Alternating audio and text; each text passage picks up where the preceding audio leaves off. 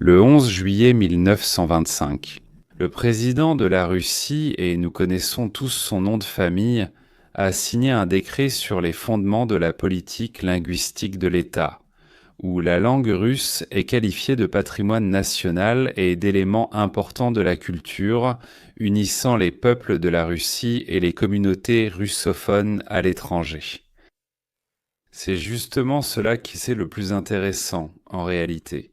Autrement dit, pour les Bouriates et les Tatars, la langue russe, selon le décret du président de la Russie, devient une valeur culturelle importante, et il ne sera plus possible d'y renoncer.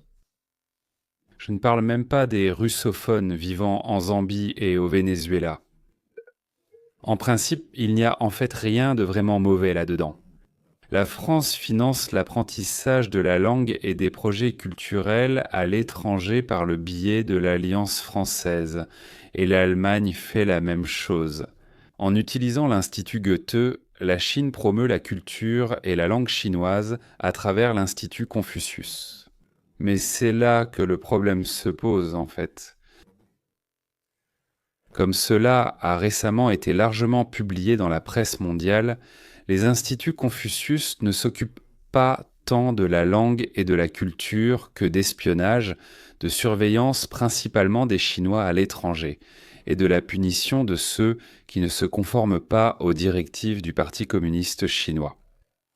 Eh bien, ils enlèvent aussi de temps en temps des Chinois d'origine ethnique, sans vraiment se soucier qu'ils soient un citoyen chinois ou non. Le monde russe sera-t-il le nom des centres que la Russie prévoit d'organiser à l'étranger? Est-ce que ce sera quelque chose comme l'Institut Goethe ou une tradition similaire du KGB qui deviendra un autre nid d'espionnage, de violence et de surveillance des anciens compatriotes? Nous ne pouvons que supposer, n'est-ce pas?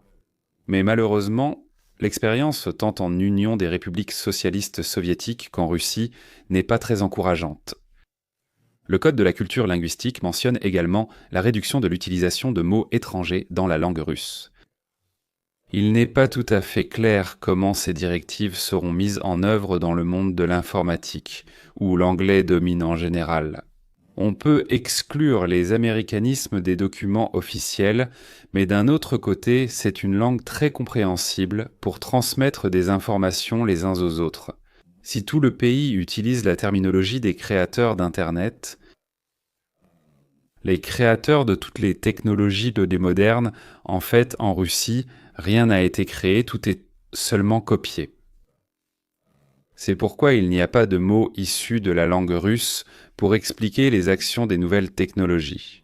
Dans le monde moderne, l'anglais et l'hébreu dominent, disons-le ainsi. Je n'ai pratiquement pas rencontré d'autres langues. Le décret met fortement l'accent sur le soutien à l'apprentissage et à la préservation de la langue russe à l'étranger. Le soutien aux russophones à l'étranger est naturellement associé aux ambitions géopolitiques de la direction actuelle de la Russie.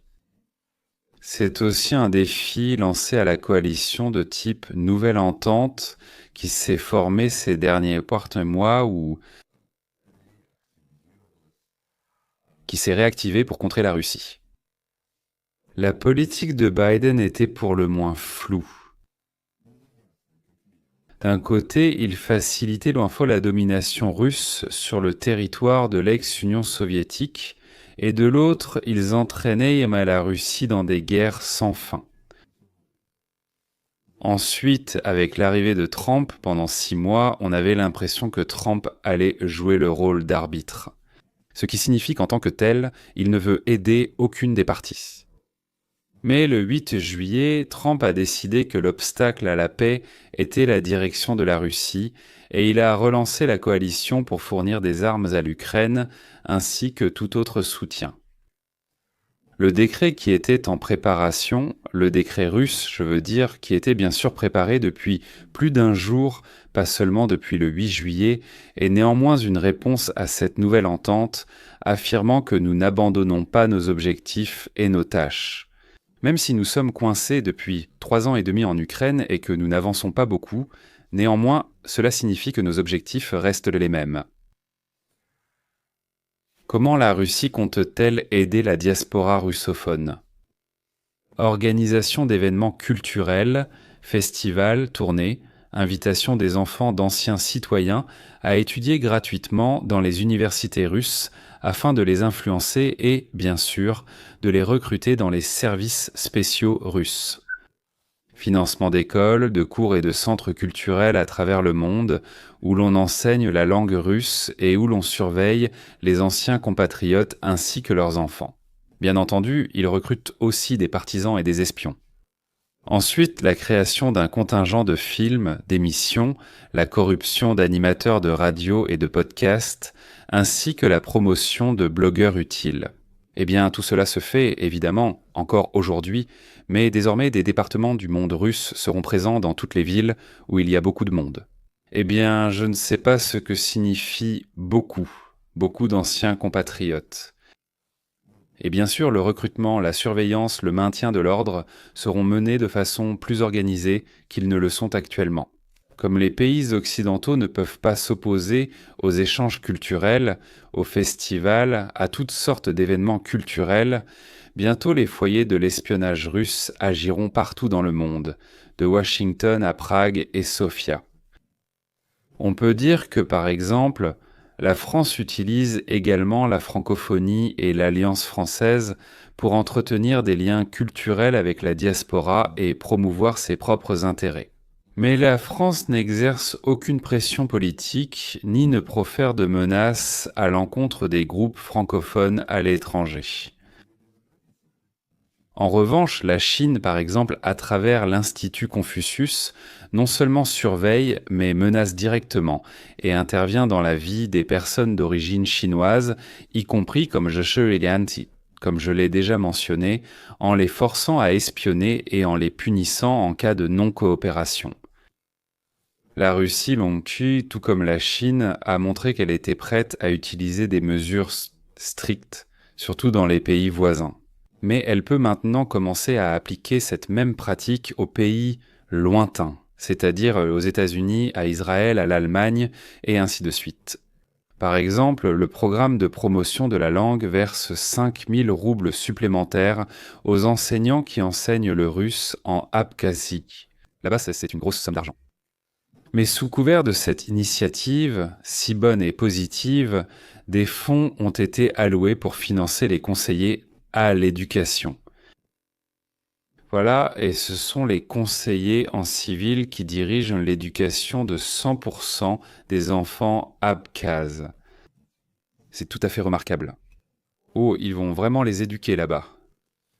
On observe un renforcement notable du protectionnisme mondial dans le monde, qui va à la Nouvelle Atlantide. Renforcer la rhétorique anti-russe, les dirigeants de ces États, c'est-à-dire que cela descend et atteint la population. De la même manière en Russie, en Ukraine, en Europe, il y a des déclarations négatives des mondialistes sur la direction des États-Unis, financées par d'énormes sommes d'argent. Voici les véritables objectifs que nous, les États-Unis, poursuivons dans le monde grâce à d'énormes sommes d'argent et des légions de bots. Il y a 20 ans, le mot était quasi inexistant chez nous. Aujourd'hui, il fait partie intégrante de notre vie. Le monde ne se divise pas entièrement, mais de plus en plus, ce qu'on appelle des coins sont enfoncés entre nous. Et les nouvelles générations, je veux dire notre jeunesse. Et là-bas, et ici, et en Russie, et en Amérique, et en Europe, et ainsi de suite, cette jeunesse qui grandit avec Internet et les jeux électroniques, elle est encore plus désunie. Cette génération ou ces générations sont encore plus désunies que celles qui découvrirent le monde à travers leurs propres 5 sens, et non à travers des informations filtrées et traitées. Malheureusement, la Russie s'est retrouvée du côté des fauteurs de troubles, et essaie de gagner sa place au soleil, non pas en libérant la population de l'oppression du pouvoir, mais en supprimant ainsi, en réalité, les forces créatives de la population multinationale de la Russie. Regardez combien de spécialistes ayant quitté la Russie, ou dans leur enfance l'Union soviétique, ont créé en Israël et aux États-Unis. Quelque chose de totalement nouveau, totalement avancé, totalement inconnu. Et pourtant, en Russie, leurs frères et sœurs sont exactement comme eux. Et pas seulement en Russie, mais aussi en Ukraine et en Biélorussie. Les ailes ne se déployent pas pour une raison inconnue.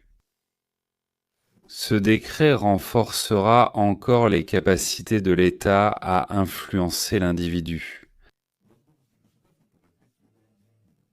C'est-à-dire qu'un jour, Ronald Reagan a dit une chose absolument remarquable.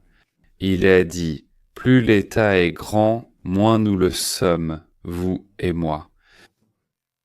Par analogie avec cela, je veux dire que plus l'État est fort, plus l'individu est faible, et les individus faibles n'inventent pas.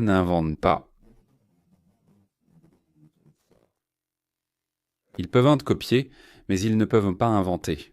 Au revoir.